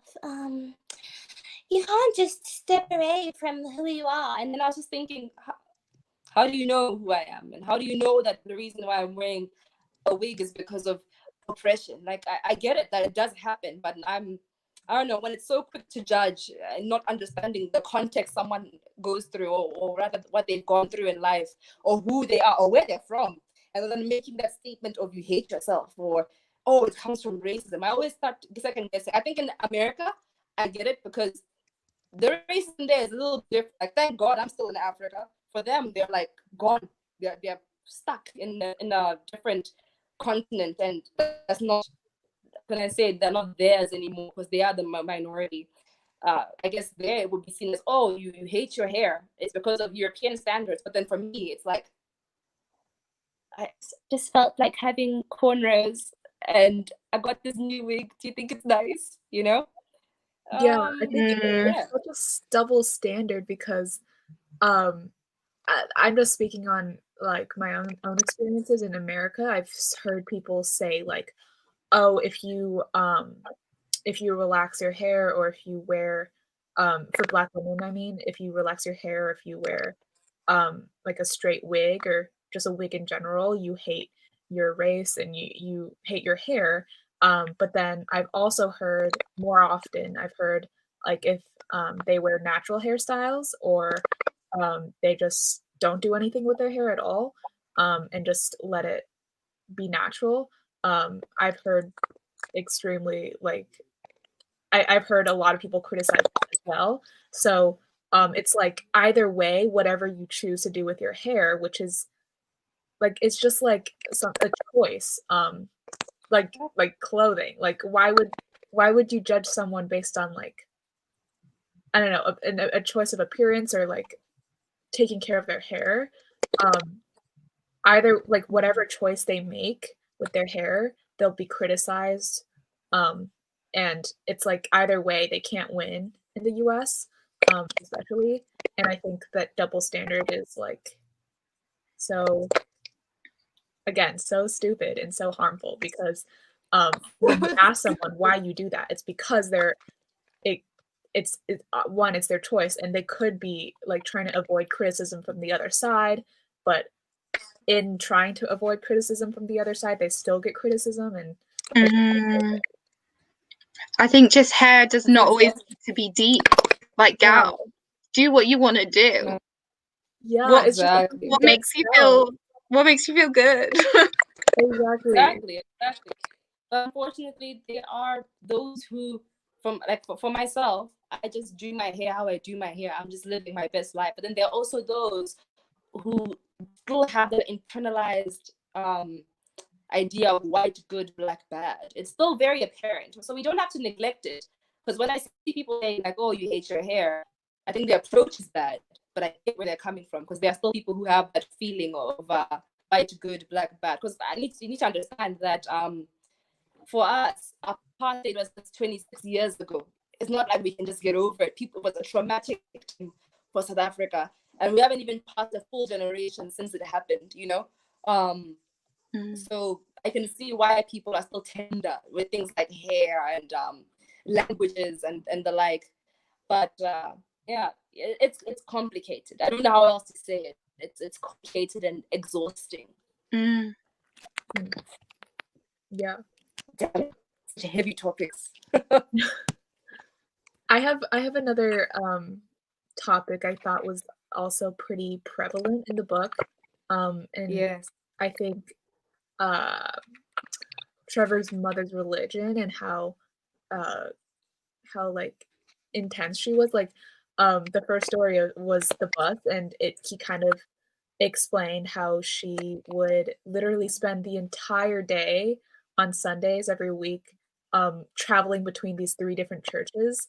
And I was like, I thought that was like very dedicated, and I was pretty shocked, because I don't know, I've never heard of anything like that before. Like my friends who are religious will go to one church max and maybe stay for like a couple hours, and they'll have like Sunday afternoon free. And I don't know, I just thought it was like her grounding and her religion was I don't know, a huge point of her character. Yeah. And it's real. I did that growing up. We went to one church. It was more the black church. I hate saying black white, but unfortunately, this is the life that we lead. Anyway, it was a black church, and it lasted for like 6 hours, babe. 6 hours of sitting there just hearing this man talk and like falling asleep. Then it didn't stop. Then the next session would be going to white church, which would only take 1 hour, and then doesn't end there. Evening prayer session, you know, and then there are also prayer sessions during the week. When I hear people say they go to church once a week, I'm always like shocked. I'm like, what? Once? Really? Like, is that how you grew up? Whereas for us, it's like, babe, there's youth choir, there's this, it's that, and it's more common than not. If anything, it just becomes what you do. The book made me realize that, wow, this is what we do, and it's kind of weird. You know, reading it on paper, I was like, wow, that's weird. And I was like, wait, I do that. So Yeah. Oh wait, I didn't it's, realize it was yeah. like a common thing to do in South Africa. I thought it was just unique to Trevor's mother. I thought she was just, I don't know, different from everyone else. But is that what what people It's usually do in common. South Africa? It's very common Mm. because that's the life I lead. But also depends, I think, also once again, depending on where you are in life, because some people will only go to a white church and they go once a week. Maybe midweek there'll be like a prayer session, but not much. It just depends also where you go to church, which community are you based in.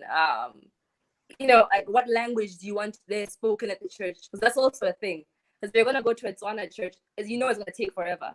But then you go to the Afrikaans church, they'll take like middle between. It just depends where you are and the culture of the church itself. I don't like personally, from my own experience, it's a common thing to be going to church this much and like just going for 6-hour sermon, then like 2 days later you're going to church for the evening prayer, and it's common. But right now in my life as in university, not a lot of people do that because you know you're in university and you're living your best life. But when you talk about our childhood, this pops up. Yes.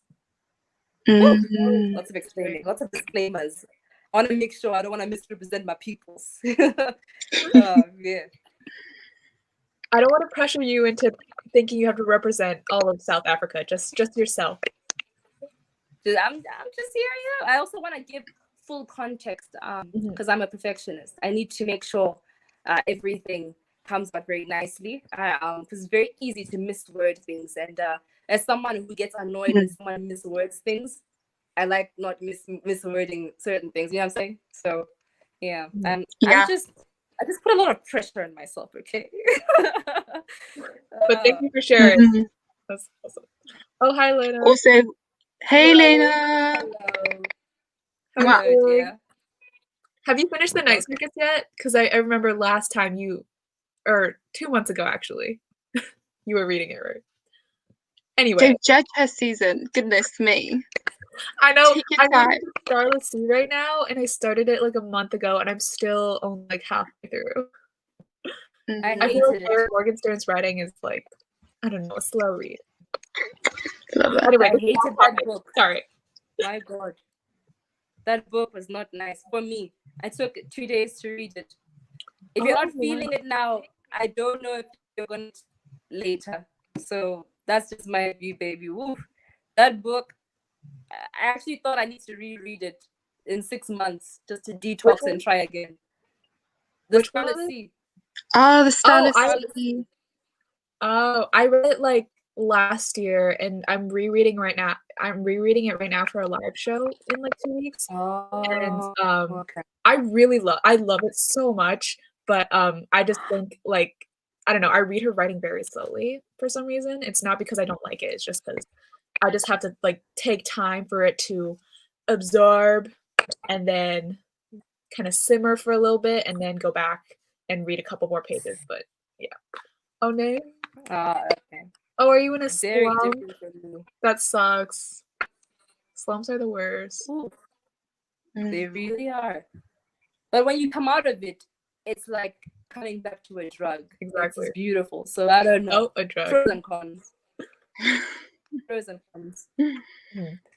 Yeah. I want to say something really quickly about Trevor Noah and how he described how his mother taught him how to treat women. Because I really thought that was so beautiful. How he's describing that when his mom, when he'd come back from somewhere and he comes and he's like, "Hi, Mom," and he wouldn't look at her in the eyes, and his mom would be like, "Oh, Trevor, like, look at me in the eye, notice my presence, show me that I'm here and I'm present, because that's not how you treat me, that you're gonna treat your future wife." And that's something that when he describes, he's like, "Wow, like my mom was telling me things about adult things like sex and all this, and like my mom was very free talking about it." And how did you guys feel before I reveal, or how did you guys feel about that? Is that common for you I thought guys? that was Like, just hilarious. that?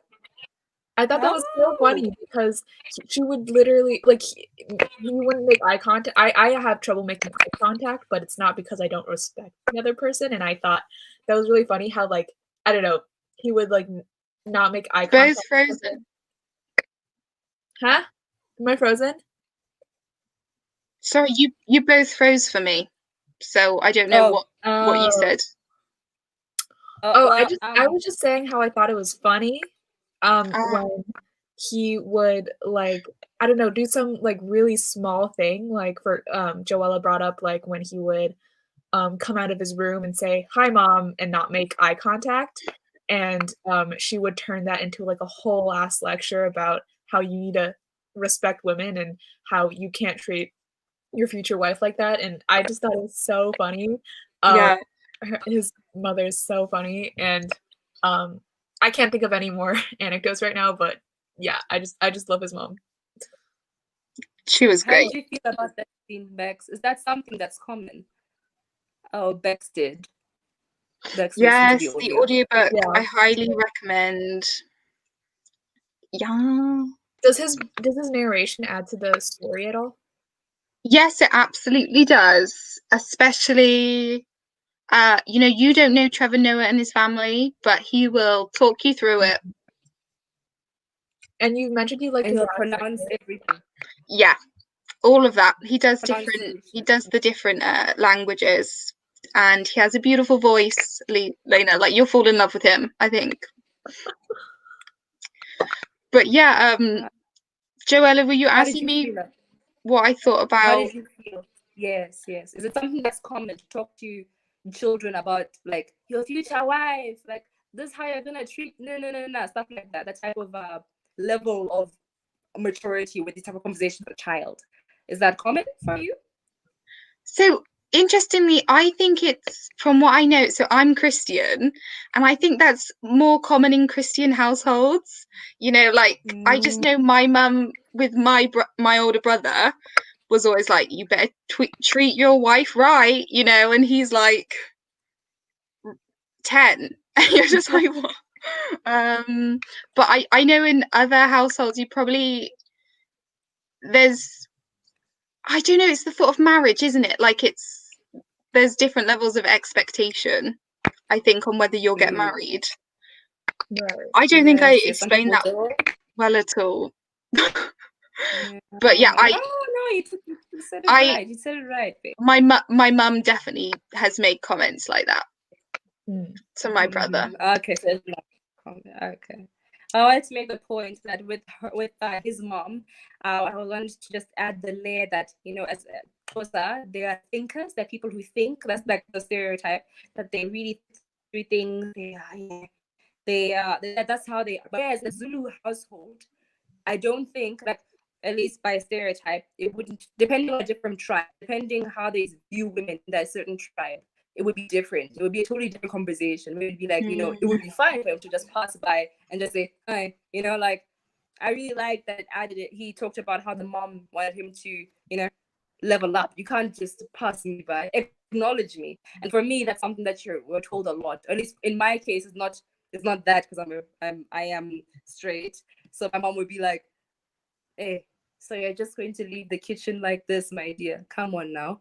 Come on. How is the future wife going to be like this? Come on. That's not how you're going to treat your husband. Like, if I don't treat my husband, it's like, ooh, how are you going to treat your husband, babe? If I don't greet my dad and I say hi to him, I don't give him affection, it's like, ooh, girl, like, you can't be treating me as your father with disrespect. That's how you're going to treat your husband. So it goes both ways. I like that it was explained how he should be treating women, and I really liked it, because it's very easy to see African cultures as being patriarchal and brutal, and but they're tribes and people who aren't brutal and terrible. Yeah. The opposite of able. Yeah. Another thing that cracked me up was the lesson he learns from his dog. And like he talks about how he loved his dog, but his dog like kind of falls in love with this other child. And then he goes at the end, and that taught me a lot about relationships. That just really made me giggle. Like this little boy saying he learned a lot about relationships by his love for his dog. And he was like, no matter how much love you give it, it's got to do its own thing. You can't control it. You can't control Love it. that. Exactly. Fufi did the most. Fufi broke Fufi. Mandan's Oh heart. my God.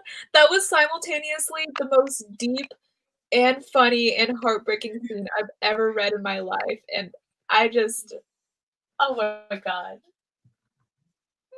And when they said deaf, man, I was like, could you even imagine? How do you even know your dog is deaf? Like, I would assume that the dog is kind of stupid too. Yeah. And when like Abel came in, I don't know. Wait, no, this isn't the time. He But kicked out the dogs from the house. Like, they can't stay in the house. That's what he did. Oh, he kicked the dog though, didn't he, as well? Oh, Yeah. yeah. He's like, no, the dogs can't stay in the house. That was like his first move, as saying, yeah, my way or the highway. Damn, he really don't like Abel. Yeah, me either.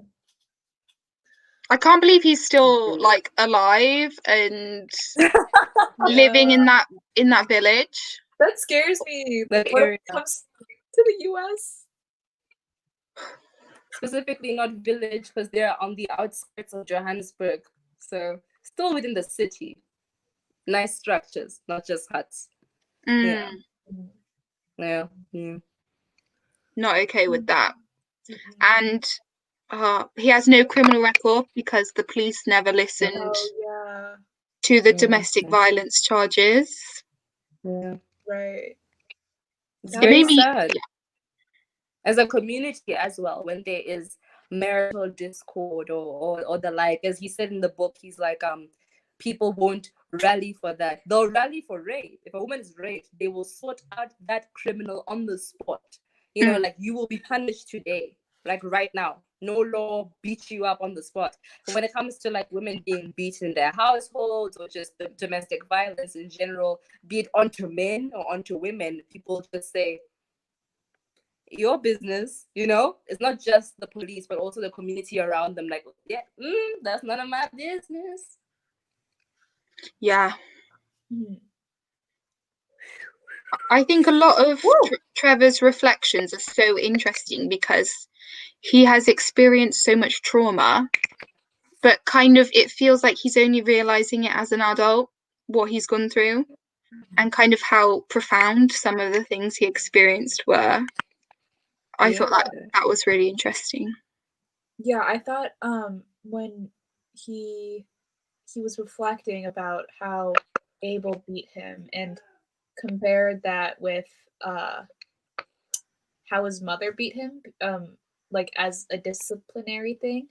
He was like, only now I'm realizing why I kind of, well, he didn't really accept how Abel beat him, but he kind of justified it at the time as like, oh, it's kind of like how my mother beats me to discipline me and to kind of guide me.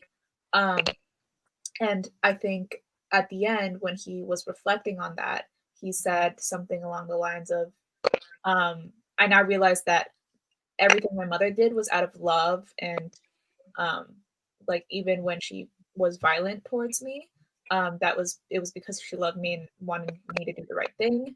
But when Abel did the same thing, it wasn't out of love at all. It was out of just his pure desire to enact violence on anyone and anything. And that was pretty clear. When he would beat his mother, he would beat the dogs, and he would also beat like the kids in the neighborhood for like minor misdemeanors. And I thought that distinction was really important because even though like hitting your child is not, I definitely don't agree with it, but in their culture it was very normal.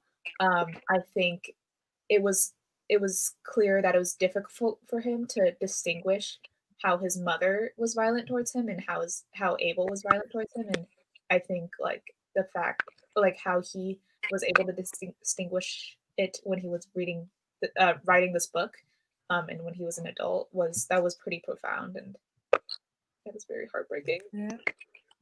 Yeah, there's a saying that mothers, they beat with love, but then men, they beat with like anger, which isn't uncommon. For in many cultures in Southern Africa, at least, it's not that, I'm not saying it's okay to beat your child, but rather when the child's getting beaten is for, let me say, it's good for disciplinary situations. You know, it's not just for just. Whereas a man would, at least stereotypically, a man would beat the child for like, oh, you did this wrong, pa.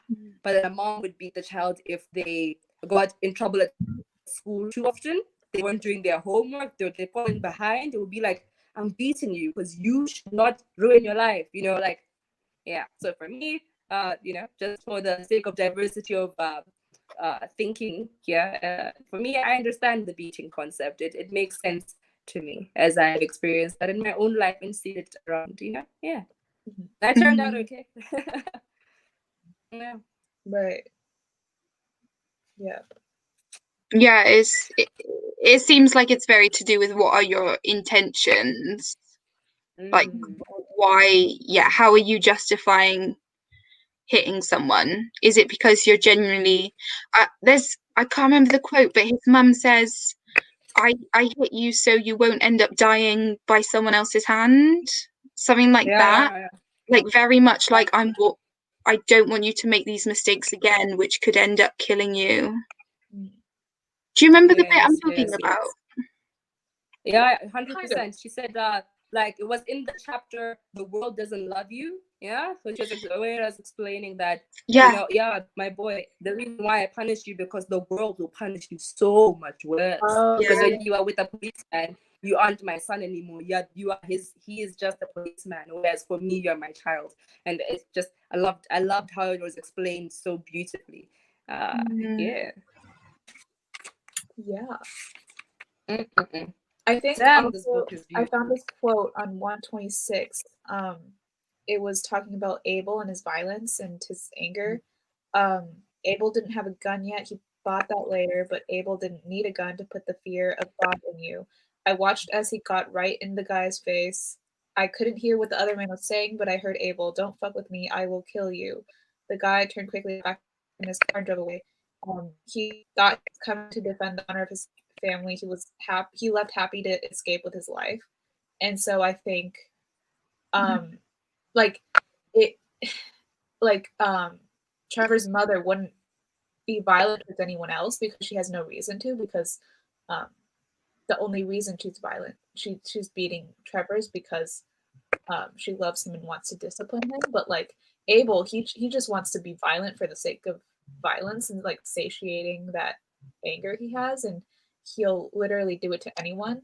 I remember there's also another scene where he was like just beating these boys for like they were like making fun of Trevor, but it definitely was not, there was no reason for him to be violent towards them, but he just has this hunger for violence, whereas his mother is like doing it. She doesn't want to do it, but she feels like she has to in order to give Trevor as many opportunities as he could. Yeah. Woof. Yeah. Woof. Violence, damn, that one is it hit me hard. I was like, damn, Trevor. Yeah. Woo. It felt the same as the mom getting hit for the first time in her whole life by this man. It was just oof, as the reader, it was shocking. Yeah. Damn. Yeah. You know what I liked also about this book is that it doesn't talk about his successes that much. You know, I really like how he didn't make this look how I got rich and famous. Yeah. It was more so about his roots. And I was actually waiting. The first time I read this, I was waiting for that, like, okay, you grew up, you went to America. I was waiting for it, but then when he didn't show up, I actually appreciated the book way more because I was like, you know what? Thank you for showing so much of who you are without having to successes, and you know what I mean. He brought you here because people always talk about struggle, like I hustled my way, but this really shows more than just the hustle, but also the joys of being in that place. You know, they were poor, but no one never like they always had food. I think there was a point where he said that, and he just talks about the joys of his life. It's not like, oh, we struggled, oh, money, privilege. You know, it was very much positive. I love how positive the book is, and it's just showing how it looks from a point of view. Because as a kid, you don't think about race. You don't think about, oh, this is bad. You're just like, I'm playing. I really liked how he kept the the narrative so childlike, but also very serious. I loved it. I love that point. He didn't talk about his fame and his journey to success. It was very I don't know. Personally, I think I wouldn't have been as interested in that. Yeah, I think I think I enjoyed it so much more because he only talked about like his childhood, and I think like the only time when he would talk about how he was like a stand-up comedian and did like shows and things was like in passing, like he would like casually mention it, but it was never the focus of any particular anecdote. And Yeah. I think that really distinguishes this memoir from like a lot of other celebrity memoirs. I've read a lot of celebrity memoirs, and I think most of them talk about like they'll talk a little bit about their upbringing, but then like really transition into the focus, which is like how they hustled and like, you know, got famous. And I think that's great and all, and those are really interesting, and I really have enjoyed those. But I think for this, it's so much more relatable because I obviously can't relate with like a story of how someone rose to fame, but I can relate to a lot of.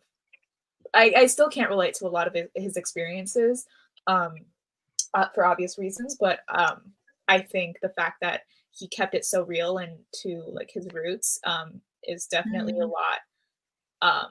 I can get a lot more out of it because obviously not everyone is able to achieve the level of fame he has. So the fact that he can focus on that, I think he was able to connect with his readers more, especially me more, than if he kind of focused on like. Yeah. Yeah, definitely. He didn't write this book with that intent, and I really like that. And I like how he made the book very like accessible. Like he didn't just like he explained all the words, he translated all the different phrases, he had to explain everything. And as someone who understands all this stuff, I never felt like it would be a chore for someone reading it and not relating 100%, you know. I like that he made it very accessible. Like you can't, someone who can like read it, they can't say, I won't get it because it's a South African. Like, no, you can. Everything's explained. What's the problem, you know? Yeah. Yeah, I mean, the lighter stories were definitely what was it? The one about like his puberty ones. The other big paragraph ones. I forgot the name. Some things about boy, puberty, love, heartache. Oh yeah. Something. I really like those ones. They were fun. The story of when he had that crush on that girl and he like asked her to be his Valentine, but then she, like as soon as they started dating, like she moved. Was that the one she moved away? I think. I don't remember. There were two. There was one where he wanted a Valentine, and then the girl was like, "Yeah, let's be Valentines." And then when Valentine's Day came, she went with Lorenzo, who was the beautiful white guy. No, yes, Lorenzo. Like Lorenzo. Oh, not Lorenzo. Yeah, that broke my heart. I felt so bad for him. Mm-hmm. And he just sat at break time in the classroom waiting for the bell to ring. I felt that. And I like how he mentions just as this undertone by saying, you know, I would have picked Lorenzo too. It's like, oof, just made it more deep and painful. Mm-hmm. And the other one was the whole going away, the girl going away, but she was like, oh yeah, she had a crush on you. Like, no!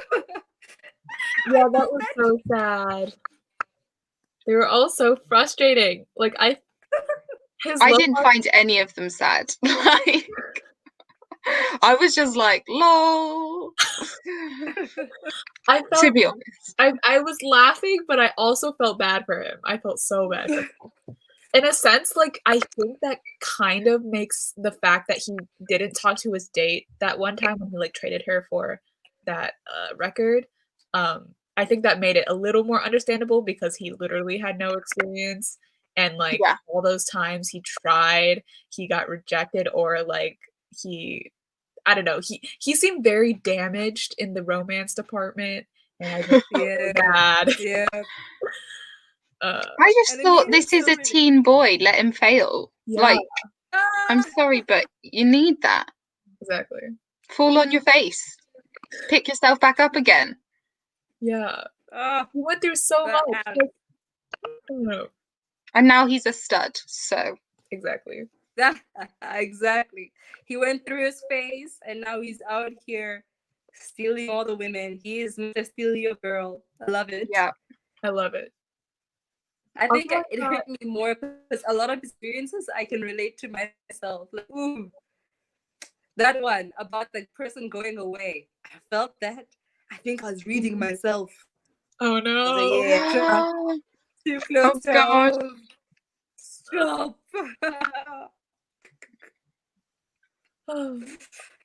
I think. I mean, Go ahead. I was just going to say something amazing about this story is just I probably didn't relate to like anything, you know? Like maybe like the church aspects, some of them, but otherwise nothing, which is incredible. And I kind of had that opportunity to learn more about that. So Yeah. I think that's a great reading experience for me. Yeah, the best part about like reading, but especially memoirs, I feel like, is you get to live a whole nother life. Yeah. And when people are like, YOLO, you only live once, I'm like, no, I read. I get to live many lives. I love that. Exactly. And it must be interesting because I haven't read many memoirs or autobiographies. I just started. This is the first one I read. Then I read another one about the South African called Bonang Mateba. Don't know if you heard of her. She wrote a book, and I also read hers. I'm trying to read more. Most of them I relate to because they're all like in Johannesburg, South Africa. So I'm like, oh, great. I don't need to think too hard. But I can imagine it must be just such an interesting experience just to like see this whole different place and this whole different culture. I can imagine the shock, like, damn, 11 languages, so many cultures. I can Whoa. imagine that must have been the shock, like, wow. Wow. I think I don't know, I don't want to go back to like a super depressing topic, but I think one thing he did really, really well was how he talked about living in poverty. And Yeah. I remember when he was talking about like illegally selling those records, he was saying like how people would always tell poor people to take responsibility, just work harder and you'll get there. But like he was talking about how you can't teach a man to fit. Wait, it was like he was talking about the proverb where it's like give a man a fish and he'll like Yes, have a fish. I got it. And Got then it right here. if you teach a man a fish, he'll know how to fish. But if you don't give the man a fishing pole, he won't be able to fish, even though he knows how to fish. And like he was kind of talking about, I know how to get rich, but I don't have the resources to do it. So he was really frustrated when like rich people would tell him, just like take responsibility. You have the education. You have like why can't you just work harder? And he was kind of talking about like how people would steal and like do whatever they could to I don't know, survive, and how that kind of was like, I don't know. I thought that was very well done. And yes, definitely. I like how he shows how we can solve this problem a lot, because he says that Andrew was the one, the white guy, Andrew was the one to give him the CD writer, right? And so, because he was matriculating, he was like, yeah, I'm gonna go to university. Like, you might as well have this. Here's a tool to help you. And then, like, the way Trevor explains it, it really is the solution, in at least a form of a solution to help with this problem. It was the rod, it was the fishing rod. And he explains it, and I just loved how he shows how this white boy unconsciously did something that more people should be doing, you know? Right. Wait, what did he give him again? A the CD writer, like the I CD think writer. a burning Right. type thing, like a CD that you can burn the music on it. Right. Yeah. Yeah. I remember. Oh, reading through Infinity joined. Oh, Hey. hello. We love you. Hello. Welcome. Also, he was wait. I think I can find the quote. Maybe. Oh yes. He was talking about making money, selling the CDs and doing the DJing parties. And Yeah. he said, for the first time in my life, I had money, and it was the most liberating thing in the world. The first thing I learned about having money, was that it gives you choices. People don't want to be rich; they want to be able to choose. The richer you are, the more choices you have. That's the freedom of money. And I thought that was pretty nice because again, it goes back to how he's not focusing on like how he became famous, and I guess a lot of that is like fame and money focused, but he's more of like, I'm not doing this for the money. I'm doing this, well, he was doing it for the money, but I'm doing this more for the choices and the freedom I'll have with the money. And I thought that was nice because I don't know, not everyone's willing to, like, a lot of people say I'm not doing this for the money, but then they are just doing it for literally the paper that money is. But he I think he put it in words really well, and he was just going after the choices that money provides. Yes. The options it provides. It's yeah. There was also mentioned in another in the other biography I read about the other South African star, and she also said that the reason why she's working hard is because money makes options. Because Yeah, if you have a certain amount of money, you only have so and so to get. Like if I have 30 rand, I can buy bread, I can buy milk, and I can get butter, right? But now if you have 30,000 rand, that's an air ticket, that's a hotel room, that like it's right. very. I like how you put it down. Like it's just creating options, and that's what people need to elevate from their lives. Like it's not the paper, it's the options. Love it. I really like that quote as well. I have a quote that's one of my favorites. I want to It's hear it. from the section loophole. It was the sixth one, still in chapter 1, I think. Yes, it was from the mom. She was like, let me just read it out. My mother used to tell me, I chose to have you because I wanted something to love, something that would love me unconditionally in return. And then I gave birth to the most selfish piece of shit on earth.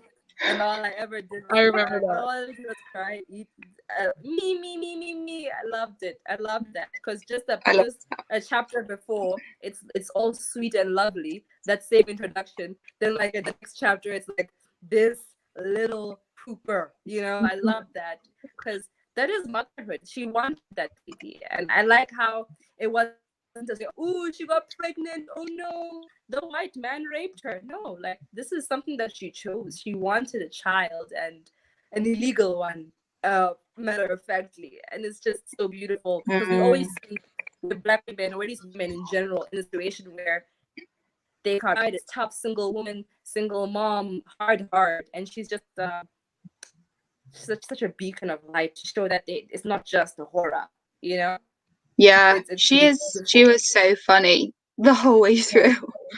But guys, I've loved our discussion. I have to go now. Very sorry. All right. Yes, 2 hours. But my love to you both. I love you too. JoElla, and JoElla, you should totally join us again sometime. Yes, I would love I would that. love to. But yeah, I'm gonna leave. All right, I'm gonna end the Right, baby. broadcast. Is that okay? Yeah, definitely. All right, And thanks sleep. everyone for It's 11 for coming. me. Thanks Thank you. everyone. Thank you. Bye. Good night. Bye.